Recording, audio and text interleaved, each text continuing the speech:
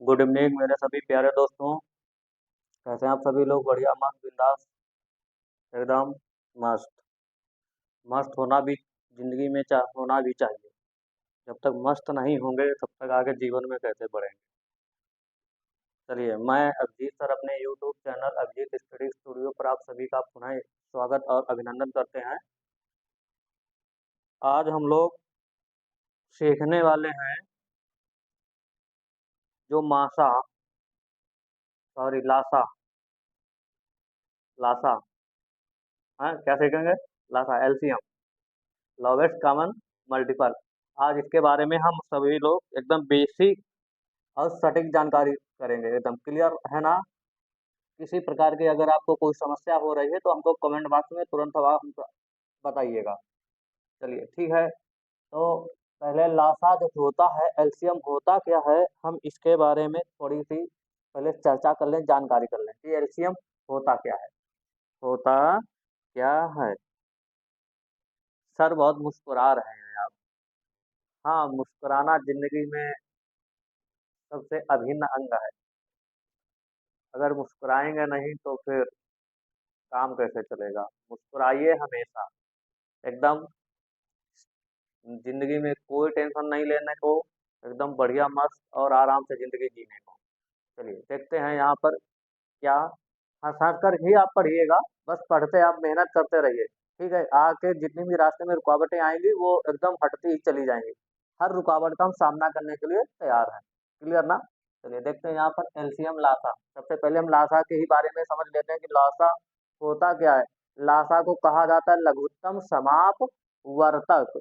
लघुत्तम समाप वर्तक। अगर हम यहाँ से लासा की, हम यहाँ लासा के बारे में थोड़ा समझ लें। लासा, लासा, तो लासा क्या होता है? लघुत्तम समाप वर्तक। लघुत्तम समाप वर्तक ये होता है लासा। क्या होता है? लासा ये होता। अगर इंग्लिश में हम बात करें तो इंग्लिश में लासा को एलसीएम कहा जाता है। क्या कहा जाता है बाबू यहाँ से? एलसीएम। एल का मतलब होता है लोवेस्ट, सी का मतलब होता है कॉमन, और एम का मतलब होता है मल्टीपल। क्या होता है? Multiple, lowest common multiple. आज हम इन्हीं चीजों का यहाँ पर हमको अध्ययन करना है। तो इसीलिए हमने यहाँ पर सर्वप्रथम दो परिभाषाएं आपके सामने लिखा है। एक तो मल्टीपल लिखा है, दूसरा कॉमन, यानी अपवर्त। मल्टीपल को हिंदी में कहा जाता है अपवर्त। अपवर्त ऐसा एक संख्या होता है जो किसी संख्या से, जैसे हम चार का वर्त बोले तो चार का अपवर्त हमारा चार होता है। कि चार का ही टेबल, चार का ही पहाड़ा होता है, टेबल पहाड़ा। चार दूना आठ, चार का वर्त कहे जाएगा। 12 चार का वर्त हो जाएगा 16, 20, 24, 28, 32, 36, 40, 44, 48। इस तरीका से हमारे चार के क्या है? अपवर्त होते हैं। तो आज वही हम अपवर्त मल्टीपल इसके बारे में जानकारी करते हैं। तो अपवर्त मल्टीपल क्या होता है? यहाँ पे क्या लिखा है कि जो जो संख्याएं किसी दी हुई संख्या से, क्या कह रहा है कि जो जो संख्याएं किसी दी हुई संख्या से पूरी पूरी विभाजित हो जाती हैं, उन्हें दी हुई संख्याओं का अपवर्त कहते हैं। उन्हें दी हुई संख्याओं का अपवर्त कहा जाता है। जैसे अगर हम यहाँ से देखेंगे, एग्जाम्पल यहाँ से अगर हम उठाएंगे तो देखिए, अगर हम कहें कि चार के, अभी हमने चार के ही अपवर्त आपको बताए। क्या बताए? चार के ही अपवर्त। तो चार के अपवर्त अगर हम यहाँ से देखेंगे तो चार के अपवर्त कौन कौन होंगे? चार एकन चार, चार दूनी आठ, चार तिया 12 है, चार चक्कू 16 है, चार पंचे 20, चार छंग में 24। फिर इसी तरीका से, सॉरी 26 लिख गया, चार छंग 24, चार सते में 28, फिर 32।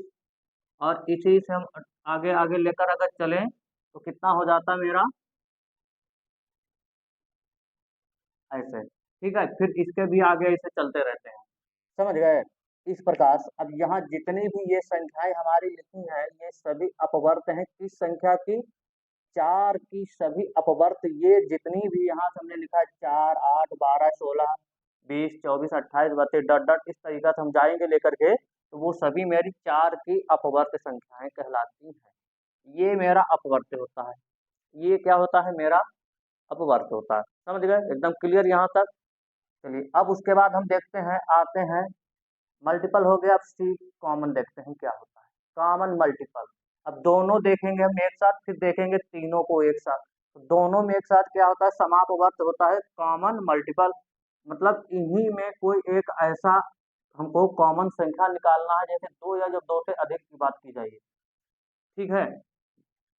दो या फिर यहाँ पर चार है सिंगल में, जब दो या दो से अधिक हम संख्याओं के बारे में जानकारी प्राप्त करते हैं तो वहां पे कॉमन मल्टीपल हमको निकालना पड़ेगा। क्लियर है यहाँ तक, किसी प्रकार की कोई ना समस्या नहीं ना। अब क्या है, समापवर्तक क्या होता है देख लेते हैं। समापवर्तक में हमने क्या लिखा है, बोलिए सर क्या लिखा है। देखिए, जिन जिन संख्याओं को जिन जिन संख्याओं को दी हुई दो या दो से अधिक संख्याएं पूरा पूरा विभाजित कर दें, तो उन सभी संख्याओं को दी हुई संख्याओं का समापवर्तक कहते हैं। कुछ समझ में आया आपके, क्या मेरे दिमाग में आया, समझ गए, बोलिए सर। अभी तो हम यहाँ से नहीं समझ पा रहे हैं, यही है ना, अभी तो नहीं समझ पा रहे। कुछ बच्चे यही बोल रहे हैं कि सर अभी नहीं मैं समझ पा रहा हूँ कि यह समापवर्तक क्या। चलिए हम आपको अब समझाते हैं समापवर्तक क्या होता है। मैंने यहाँ पर अभी क्या लिखा था आपको, चार का अपवर्त, चार का ही तो अपवर्त मैंने यहाँ लिखा है ना। तो बोलिए सर हाँ बिल्कुल, आपने चार का ही तो अपवर्त लिखा है। अब समापवर्तक में देखिए सर, यहाँ से बाबू अगर बोले हम आपको क्या लिखा है, तो दो या दो से अधिक की बात की जा रही है। दो या दो से अधिक मतलब हमारा सीधा सीधा कहने मतलब में सीधे सीधे अगर पॉइंट के ऊपर बात आए तो हम एक संख्या का समापवर्तक नहीं निकाल सकते। एक संख्या का समापवर्तक नहीं, एक संख्या का समापवर्तक तो वही होगा, जैसे चार का समापवर्तक अगर बोलेंगे तो चार का ये तो सभी समापवर्तक है। चार का यहाँ चार भी होगा, आठ भी होगा, 12, 16, 20, 24, 32, 48, 64, ये तो सभी हमारा 60, ये तो सभी हमारा चार का ही अपवर्तक है। चार का समापवर्तक कहलाएगा, अपवर्तक भी होगा, समापवर्तक होगा, ये तो सिंगल में है। परंतु समापवर्तक सही में होता है जब दो या दो से अधिक मेरे पास संख्याएं दी जाएं। जैसे मैंने यहाँ पर चार का तो ले लिया, अब यहाँ से अगर हम चार के अलावा हम कहें कि 4, 8 और 12 का समापवर्तक क्या होगा, देखिएगा, ठीक है, क्या होगा।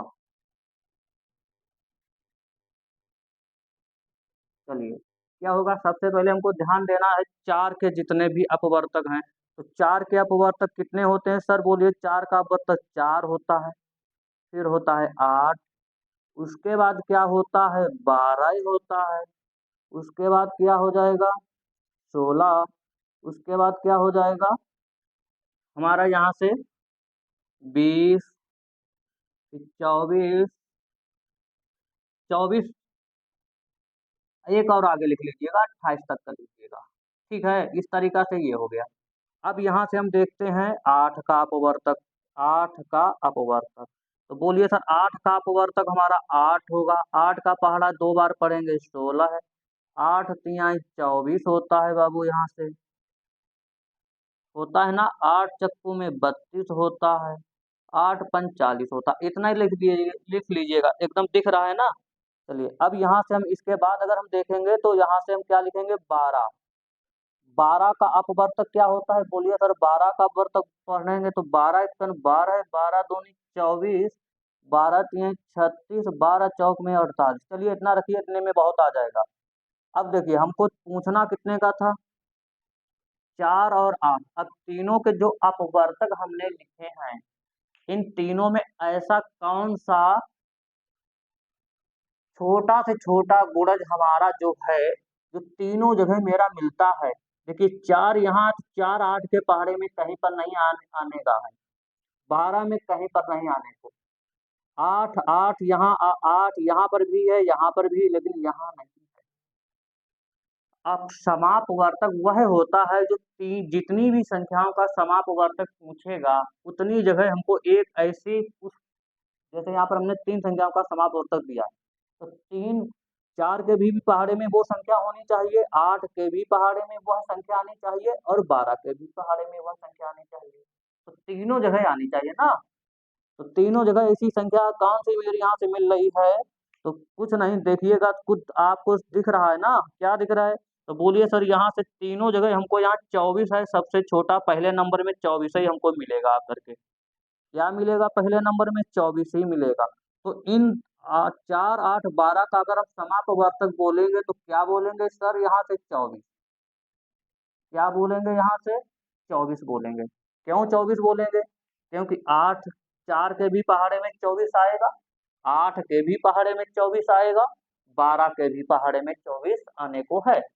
ये बात एकदम क्लियर है ना? समझ गए? इस प्रकार की कोई समस्या यहाँ तक हुई ना? नहीं ना? एकदम। अगर समस्या आ रहा है तो हमको कमेंट बॉक्स में बताइए सर यहाँ पर नहीं समझ में आया।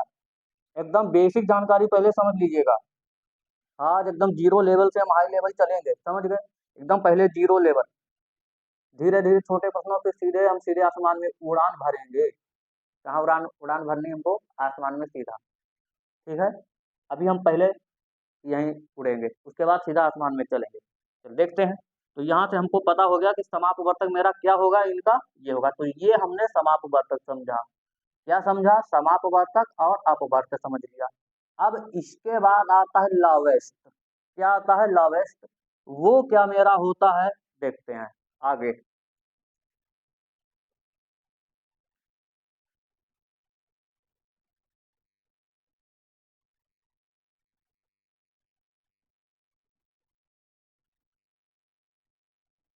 चलिए आगे क्या लिखा है। लिखा है, देखते हैं कि लघुत्तम समापवर्तक। जो हमारा बचा था, क्या बचा था यहाँ से? एलसीएम का। तो बोलिए सर, एलसीएम में अभी तक हमने सी को देख लिया, एम को देख लिया, अब हम एल को देखें। एल को देखने के लिए सर्वप्रथम हमको क्या करना है? देखना है कि लघुत्तम समापवर्तक क्या लिखा है। Least common, least common, common है, least common multiple, least common multiple, MU multiple. ठीक है, लिखा है आगे, समापवर्तियों में से जो सबसे छोटा होता है उसे ही समापवर्त कहा जाता है।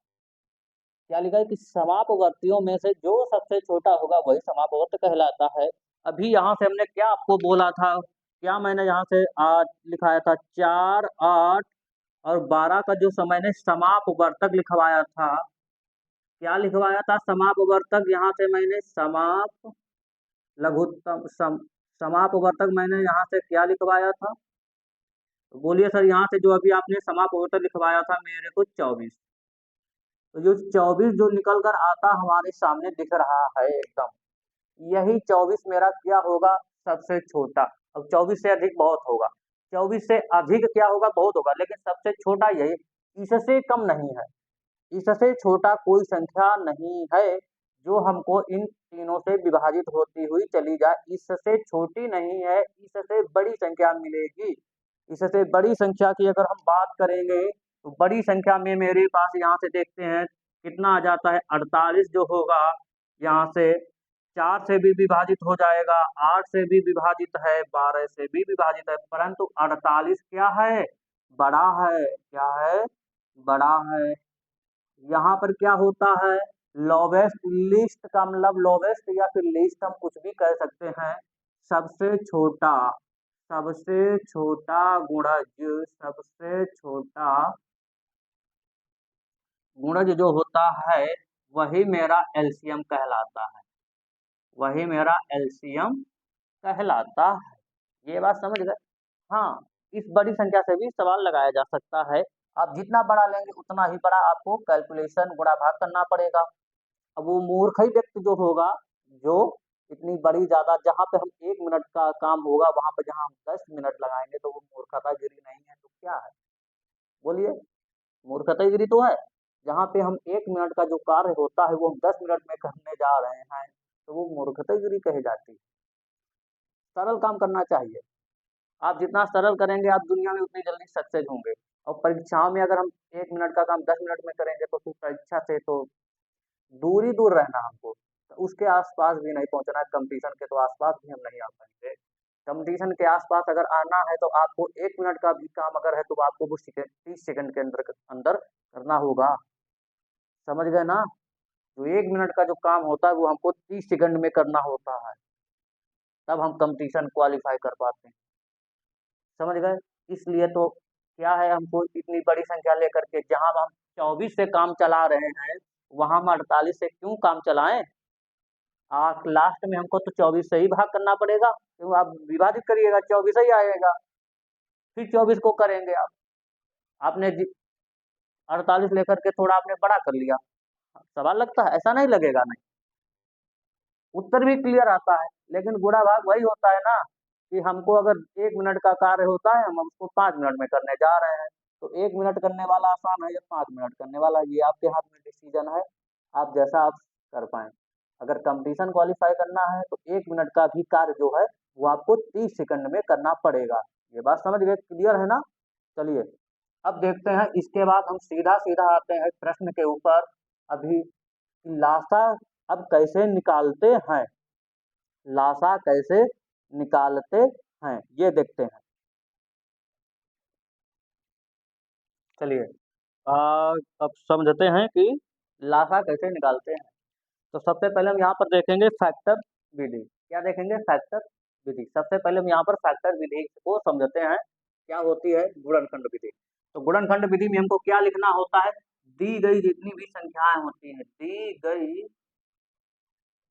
सभी संख्याओं का क्या करेंगे? सभी संख्याओं, एकदम हाथ में कॉपी पेन लेकर के बैठिए और नोट बनाते चले। संख्याओं का गुणनखंड करते हैं, अभाज्य गुणनखंड का अभाज्य गुणनखंड करते हैं, गुणनखंड करते हैं। फिर क्या करेंगे? अधिक, उनको घात के रूप में लिखते हैं, उनको घातों के रूप में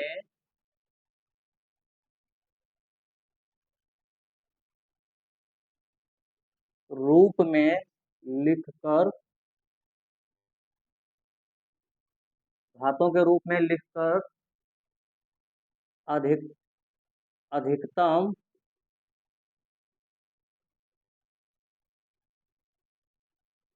अधिकतम घात वाले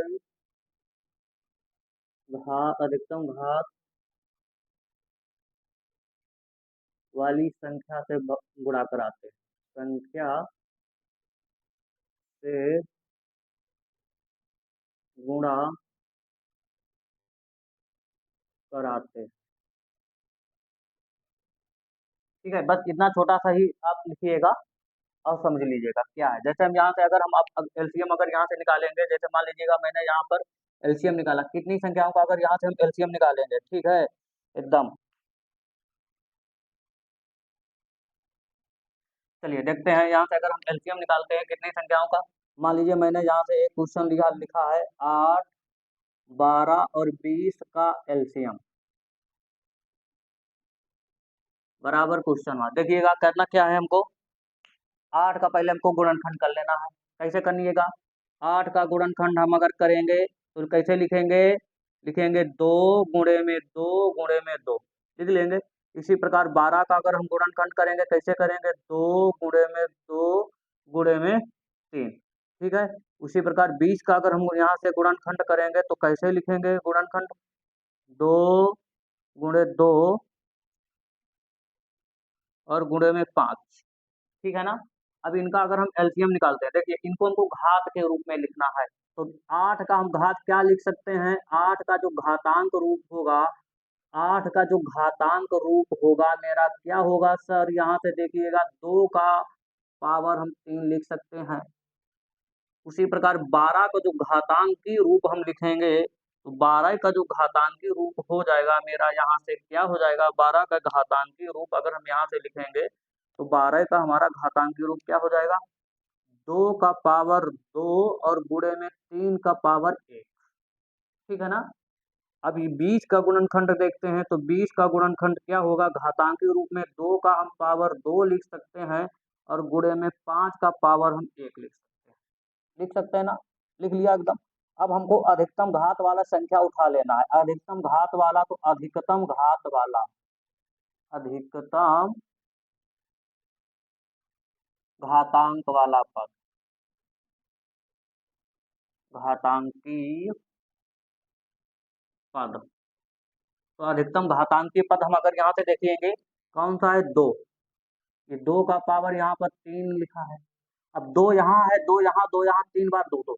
लेकिन हमको अधिकतम ये घातांक उठाना, फिर इसके बाद हमको जो अलग हमारी विषम संख्याएं दी गई हैं, विषम या फिर अभाज्य संख्याएं दी गई हैं मेरी, ठीक है। तो यहाँ से विषम संख्याएं मेरी कौन कौन सी दी गई है। एक तो ये 3 दिया गया है, इसका पावर 1 है, गुणे में 5 का पावर 1 है। अब इनकी आपस में गुणा कराकर हम एलसीएम निकालते हैं। क्या निकालते हैं, ये दो का एलसीएम निकालोगे, 2 की पावर 3, इसको तोड़ोगे तो कितनी बार में हुआ, तोड़ोगे 8 बार में, ये 3 बार में, ये 5 बार।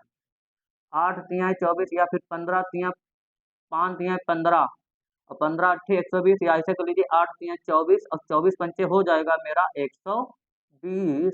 तो इस संख्या का जो 8, 12, 20 का अगर एलसीएम यहाँ से निकालेंगे कितना आएगा बाबू, यहाँ से 120 आएगा। क्या आएगा, 120 आएगा। ये तो बस अभी हमने गुणनखंड फैक्टर विधि आपको बताई है। फैक्टर जो विधि होती है हमारी, फैक्टर जो मेथड है, अभी हमने वो वाला आपको बताया है, ठीक है। इससे भी सरल सरल हम कैसे करते हैं, ये हम धीरे धीरे अभी आ रहे हैं ना। अभी बोला है क्या, अभी बोला है ना कि धीरे धीरे हमको आसमान में उड़ान भरनी है। अभी तो हम यहीं उड़ रहे हैं, पृथ्वी जमीन पर ही अभी हम उड़ रहे हैं। धीरे धीरे हमको आसमान में उड़ना अभी बाकी है। कैसे उड़ते हैं, चलिए देखते हैं। इसके बाद अब हम देखेंगे, क्या देखेंगे, भाग विधि वाला। क्या देखेंगे, भाग विधि वाला। एकदम मस्त। वीडियो को ज़्यादा से शेयर कर दीजिए, कमेंट कर दीजिए क्लास कैसी लगी है आप लोगों को, कैसी, एकदम हमको कमेंट बॉक्स में बताइएगा। चलिए देखते हैं, चलिए देखते हैं कि लासा निकालने की जो हमारी दूसरी विधि थी, भाग विधि, वो आ गई है सामने। मेरे क्या लिखा है यहाँ से, देखते हैं यहाँ से क्या लिखा है। लिखा है मेरा कि दी हुई सभी संख्याओं, क्या कह रहा, कि दी हुई सभी संख्याओं को एक पंक्ति में लिखकर बारी बारी से जितनी भी संख्याओं का लासा हमको निकालना है, क्या, लासा, जितनी भी संख्याओं का लासा निकालना होगा उनको हमको एक पंक्ति में लिख लेना है। आगे क्या कह रहा है कि 2, 3, 4, 5 डॉट डॉट से भाग देते हैं। कहना मतलब है कि क्रमशः एक को छोड़ करके 2, 3, 4, 5, 6, 7, 8, 9, 10, 11, 12, 13 ऐसे भाग करते चले जाएंगे। जब किसी संख्या में भाग ना जाए, जब किसी संख्या में भाग नहीं जाएगा तब उसे ज्यों का त्यों लिख लेते हैं। अगले क्रम में उसके भाजक से भाग देते हैं। अगले क्रम में हम उसके भाजक से भाग करेंगे। जब सबका भागफल 1 प्राप्त हो जाए तब सभी भाजकों का आपस में गुणा करा लेते हैं। सभी भाजकों का आपस में गुणा करा लेते हैं। इस प्रकार प्राप्त जो गुणनफल होगा मेरा, उन संख्याओं का लासा होगा। समझ गए एकदम। क्या कह रहा, उसके भाजक से भाग देते हैं जब सबका भागफल 1 प्राप्त हो जाए। चलिए देखते हैं यहाँ से, अगर प्रश्न हम यहाँ से लिखेंगे, ये बात समझिए एकदम क्लियर। पहले छोटा सा हम यहाँ से प्रश्न लिखेंगे। हम कहें कि सर बताइएगा, क्या बताइएगा, बोलिए। कहें हम आपसे कि 10, 20, 25 का लासा, आगे एक और लिख लेते हैं, 30 लिख लेते हैं। चलिए 30, 4 कर लेते हैं, 30 का लासा बराबर क्वेश्चन मार्क क्या होगा। चलिए देखिएगा, प्रश्न में जो हमसे बोला है हमको वही करना है ना बाबू, एकदम। देखिएगा क्या है, 10, 20, 25, 30 क्या करना है, कह रहा है कि सभी को एक पंक्ति में लिखना है। हमने यहाँ पर सभी को एक पंक्ति में लिखा है, 10, 20, 25, 30, सभी को एक पंक्ति में लिख लिया हमने, लिख लिया। अब कह रहा है कि बारी बारी, तो 2, 3, 4, 5, देखिएगा सबसे पहले किस संख्या से भाग देंगे हम। किस संख्या से, पहले 2 से भाग देखे जा रहा है या नहीं, नहीं जाएगा तो 3 से करेंगे, 3 से नहीं जाएगा तो 4 से, 4 से नहीं जाएगा 5 से, 5 से नहीं जाएगा 6 से, 6 से नहीं 7 से। तो इस प्रकार हम चेक करते जाएंगे। अगर किसी भी संख्या में मान लीजिए 2 से हम भाग करेंगे, 2 में जा रहा है, 20 में नहीं जा रहा, तो 20 को ज्यों का त्यों लिखेंगे। वही कह रहा है, जब किसी संख्या में भाग ना जाए तब उसे ज्यों का त्यों लिख देते हैं। ठीक है। जैसे 2 का भी हम यहाँ पर देखिएगा, 2 का हम यहाँ पर भाग लगाएंगे, 2 5 बार में कटेगा, ये 10 को 10 बार में कटेगा। अब 25 नहीं 2 से कटेगा, 25 में भाग 2 का नहीं जाता है, जाता है नहीं जाता है। क्या करेंगे हम यहाँ से 25 को ज्यों का त्यों लिखेंगे, वही बोला ना, ज्यों का त्यों लिख देते हैं। आगे देखते हैं 30 में लगेगा, फिर अगले क्रम में उसके भाजक से भाग देते हैं। अगले क्रम में देखें, अगला क्रम देखेंगे ना, तो अगला क्रम में भी चला जाएगा 15 बार में। अभी भी 2 से कटेगा, कौन सा कटेगा सर, ये 10 कटेगा 2 से एक बार, फिर अब 5 नहीं जाएगा, तो 5 को ज्यों का त्यों, वही बोला ज्यों का त्यों लिखना, वही कह रहा है डेफिनेशन, डेफिनेशन में मेरी। तो हम उसी के अनुसार करेंगे, ये 5 बार में कटेगा, 25 नहीं डिवाइड हो रहा, तो ऐसे निकल लिखना ज्यों का त्यों, 15 को ज्यों का त्यों। अब देखिएगा 3 से भाग लगाइएगा, 3 से भाग लगाइएगा तो ये 5 नहीं कटेगा, सेम ऐसे 5 यहाँ भी नहीं कटेगा, सेम ऐसे 25 नहीं कटेगा ज्यों का त्यों, ये 5 बार में कटेगा। अब 5 से पूरा पूरा काट दीजिएगा, 5 एकन एक आ गया, फिर एक आ गया, ये 5 बार में जा गया, ये एक बार में। अभी यहाँ से एक बार 5 लिखा है, क्योंकि हमको सभी का क्या है, जब तक हमको क्या ना प्राप्त हो जाए, भागफल 1 ना प्राप्त हो जाए। अब सभी संख्याओं का भागफल 1 प्राप्त हो गया ना, अब यहीं पर हमको छोड़ देना है। आगे क्या कह रहा है, सभी भाजकों आपको सभी भाजकों का आपस में गुणा करा लेते हैं। ये जितने भी मेरे भाजक हैं, इन सभी का आपस में अगर हम गुणा कराएंगे, तो क्या गुणा यहाँ से कराएंगे, देखिएगा सर, 2 गुणे में क्या लिखा है, 2 गुणे में 3 गुणे में 5 गुणे में 5, गुणा करा लेते हैं। इस प्रकार प्राप्त गुणनफल, अब इनका गुणनफल क्या आएगा, देखिएगा क्या आएगा गुणनफल, 2 दूनी 4 तिया 12 पंचे 60, और 60 पंचे क्या होगा सर, यहाँ से 300,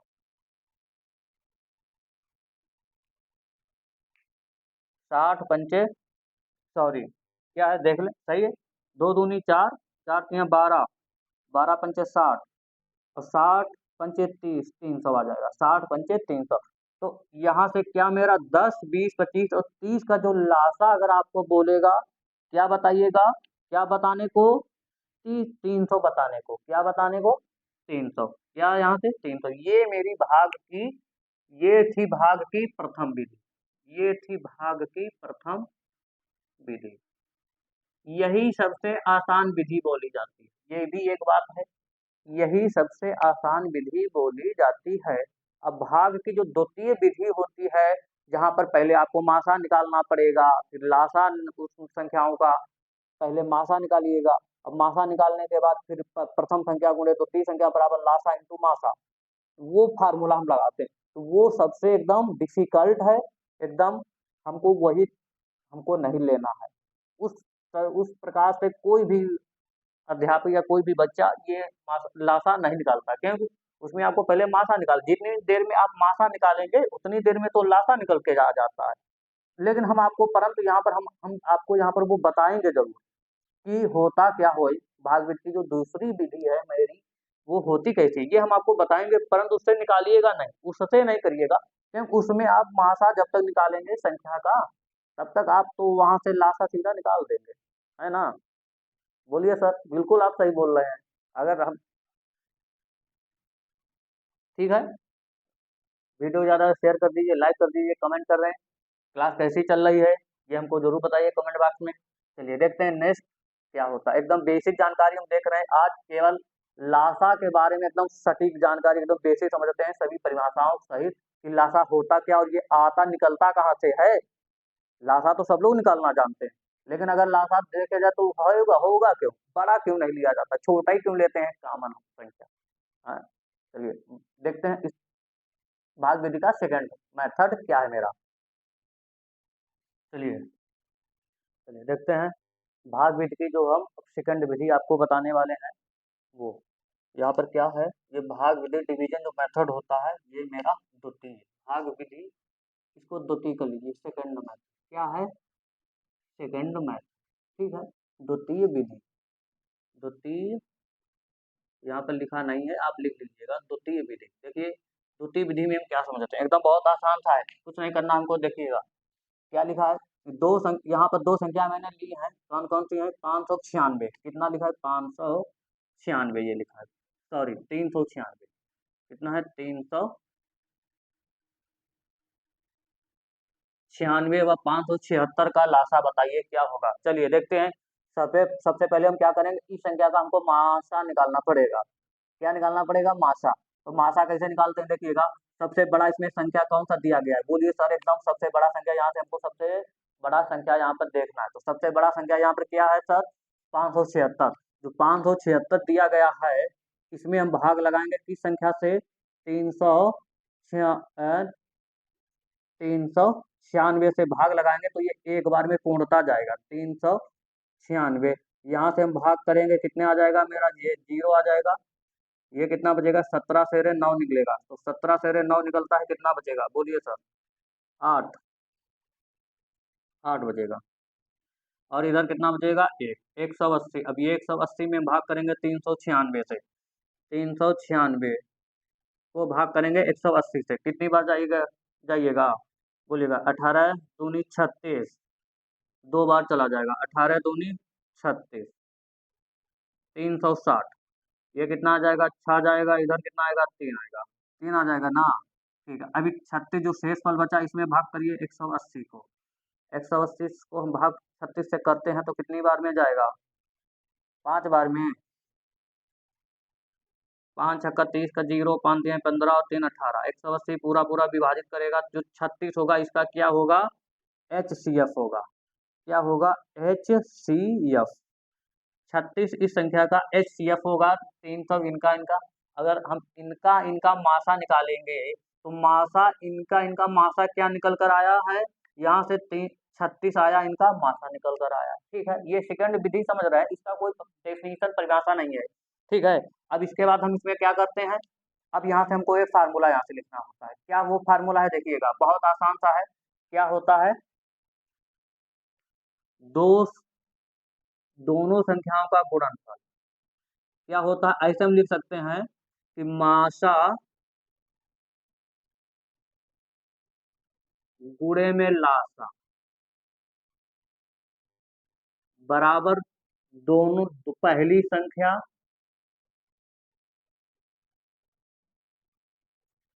पहली संख्या और गुणे में दूसरी संख्या। ऐसे आप लिखिएगा तो आप बहुत अच्छी तरीके से समझेंगे। दूसरी संख्या, दूसरी संख्या, देखिएगा अब इतना हम ये सब कुछ ये कर रहे हैं ना, इतनी देर में तो सीधा अब लग मेरा निकल गया होता, मेरा इतनी देर में तो निकल गया होता। इतनी देर नहीं लगता है ना भाग विधि में। ये भाग विधि की जो सेकंड विधि है, बस इसमें यही एक लोचा है। चलिए देखते हैं क्या लोचा है। तो मासा यहाँ से स्तर कितना है, 36, क्या है 36, इंटू लासा हमको निकालना है ना, लासा तो हमको निकालना ही है। तो लासा हम यहाँ से निकालेंगे, पहली संख्या यहाँ से क्या दी गई है, पहली संख्या 396, 396 गुणे में दूसरी संख्या है 576, 576। तो ये गुणे का उधर ले जाओगे तो लासा बराबर यहाँ से क्या आ जाएगा सर, एकदम लासा बराबर 396 गुणे में 576 बटे में कितना, 36। इसको काट दीजिएगा 9 से, 9 से कट जाएगा, 9 4 बार में 9 चौक 36, और ये कितनी बार से कटेगा, 9 चौक 36, बचेगा 3, फिर 9 चौक 36, ये काटिए, 4 एकन 4, और ये 4 एकन 4 एकन 4। तो लासा बराबर क्या बचा, लासा बराबर क्या बचा, ऊपर 11 बचा और गुणे में कितना बचा, 576, यही बचा ना। इनका सभी का आपस में आप अगर गुणा कराइएंगे तो गुणा कराने के बाद इन सभी का क्या आ जाएगा, यहाँ से देखिएगा गुणा कराएंगे तो 11 छंगा 66 का 6, 11 संगा 66 का 6, बचेगा 6, तो 11 सत्ते 77 और 6 कितना होगा, 73 का 3, 11 कितना, 11 सत्ते 77 और 77 और 6 83, 83 का 3 हासिल लगेगा 8, 8 बच जाएगा, 11 बच्चे 55 और 8 कितना होता है 63, 6336। इस संख्या का क्या होगा यहाँ से मेरा 6336 क्या होगा, एलसीएम होगा। समझ गए एकदम, ये है। इस प्रकार हम इस संख्या, इस प्रकार से हम भाग विधि की जो सेकंड मेथड है, हम यहाँ से इस प्रकार से हम एलसीएम निकालते हैं। समझ गए एकदम इन संख्याओं। तो ये एकदम बहुत थोड़ा डिफिकल्ट मेथड है हमारा, डिफिकल्ट नहीं, इजी भी हम इसको कह सकते हैं। क्या है, बस सबसे पहले इसमें जब तक आप मात्रा निकालते हैं इतनी देर में हम वो जो प्रथम विधि थी भाग की, उस प्रकार से हम प्रथम विधि से तो लासा निकाल सकते हैं इतनी देर में। समझ गए एकदम। आज हम लोगों ने क्या सीखा है, बोलिए। लासा से संबंधित सभी प्रकार की विधियां, कि लासा हम किन किन विधियों से निकाल सकते हैं। ठीक है एकदम। आज सभी लोगों को आज की जो क्लास है वो कैसी लगी, एकदम कमेंट बॉक्स में हमको बताइएगा। वीडियो ज़्यादा से शेयर कर दीजिए, कमेंट करें, लाइक करें। और हम अब इसका जो प्रश्न है वो हम नेक्स्ट क्लास में अगर प्रश्न लेकर आएंगे, उनका हम अभ्यास करेंगे। समझ गए एकदम। अगर कहीं पर आपको कोई समस्या आ रही है तो आप हमको तुरंत कमेंट बॉक्स में बताइएगा। ठीक है, अब हमको आज्ञा दीजिए इसलिए। अब हम फिर नेक्स्ट क्लास में अब आपसे इसी समय मिलेंगे, मुलाकात होगी आप सभी से। तब तक हमें आज्ञा दीजिए। Thank you very much. Good night, शुभ रात्रि, शुभ रात्रि, बाय बाय, नमस्कार।